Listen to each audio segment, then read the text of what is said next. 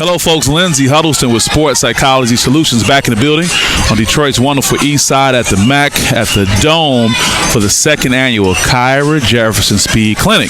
And we have some great young people here. We have about 100 or so young people participating in the clinic. Kyra, Olympic hopeful, doing great things, preparing for 2020. But we also have some wonderful volunteer coaches, and one of those is Miss Bridgette Owens. How are you? Hi, how are you? Good. Doing well. She is representing. Now, I didn't ask to confirm. Are you a Cass Tech graduate? I am not. I actually graduated from Southfield High. Southfield. I don't want to start no trouble. Bloods and Crips, okay. Cass Tech. But we were close to each other. I went to Henry Ford. Okay, yeah, my sister went there. Okay, yeah, all right, good. But she made her way, and you and Kyra have the common bond at the University of Florida, correct? We do. Yeah, we both went to the University of Florida. I graduated just a year before her. Okay, so we're going to get to where you are right now and the work you're doing. But from the University of Florida to now, what has been your track, if you will?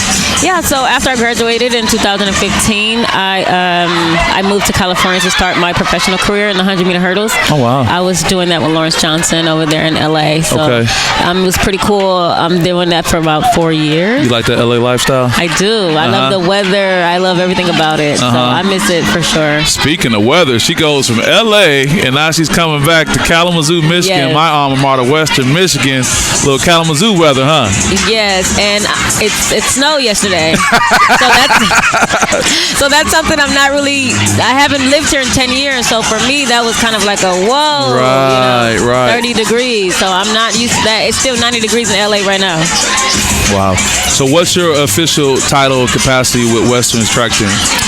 For Western, I'm the assistant sprints, hurdles, and jumps coach. Awesome. So that takes you back to when you were a high school, college student to be able to deal with these young people to help them through? Yes. I've actually been volunteering before I went there. I was at California State Northridge with my professional coach, and I was volunteering there for 3 years. So I love helping out. That's always what I've been doing. So it's nothing to just transition over into actually getting paid to do it. Yeah, that's a good thing. That's a real good thing. We love what's going on at Western. Let me ask this question, because I always try to talk about mental toughness in sports and life, especially with this generation of athletes. What are some of the unique challenges, if you will, you may deal with being a very accomplished athlete going back to coach young people? Is there some time of conflict, or is it difficult having been a great, track athlete yourself and trying to help people come along, or is that a non-issue? I think that it is definitely an adjustment. It's an adjustment. You get so used to the things that you're used to, being an elite athlete. I mean, you got to think about it. You went through steps yourself. I remember when I couldn't even do hurdle drills. Really? So yeah, my freshman year of college, I could not do hurdle drills to save my life, and then now I'm doing things. So it's kind of like steps. We have to progress, and I've learned that coaching at Western, I have to progress these kids, and I can't just go full force to what I've been doing. You have to progress them. Let's stay on that for a little while, because I think so many times people have this expectation that they want to have it right now. They get down on themselves. Anxiety is created because they're not where they want to be. I have a firm belief that social media plays a very strong role in that, because you look at what your contemporary has accomplished compared to what you have going on. I mean, what do you think about that? About social, can you repeat the question again? Well, I just say, what do you think about the challenge people have with not being where they want to be, and how that impacts them as far as it relates to progressing, and the role social media may play as an example? Yeah, I think that everything is a progress. I feel like you can't compare yourself to other people, and I feel like that's what people do on social media. They see these public figures, if we will, and they want to be like them. They want to run as fast as them. They want to run their times, and it's like, you're not there yet. You have to. We didn't just. But I should be there because my friend is there, and then she started after me, or and I'm a firm believer of God, so I'm a firm believer of your path is your path, and you can't compare yourself to other people. You just have to do your journey. I mean, sometimes you have to get through stuff to learn things, and it's your journey. So you can't say, "Hey, I want to be here," and you haven't even went through that yet. That's a good point.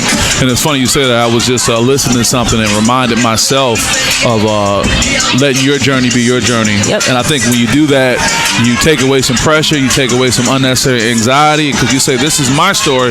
Because there are times when you may be low and someone is high, but the reverse. There's times when you're up here. I mean, I'm sure for some people, when the word went out that you got the assistant coaching job at Western, people were like, "Wow."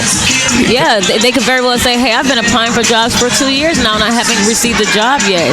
It's not your calling right now. You have to probably learn something. You probably have to be humbled. You probably have to work on receiving things better. You just never no, it's all about your journey and what you've been praying for, you know. So just have to be patient. I feel like that's the number one rule, is being patient, especially in this sport, because it's a lot of downs in this sport.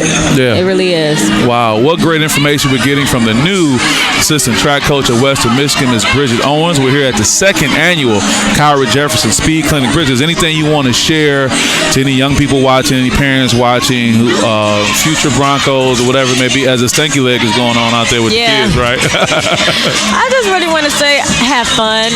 I mean, I think this is what this is about.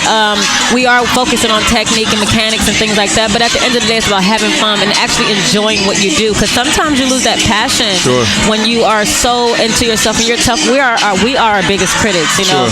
So if you're not like really focused and just trying to have fun with it, then sometimes you can lose yourself in it. So I say, don't lose yourself. Always have fun. Don't lose yourself. Great advice from a great young lady with a great future. Keep an eye out for the Western Michigan Broncos track team. When you see their success, you can congratulate Bridgette Owens. If they fall off, don't blame it on her. She just got there, right? Just got here. I'm starting recruiting today. Okay, right. She's on it. So with that, we want to thank you guys. We want to wish you all the best luck, and we'll see you next time. Yes.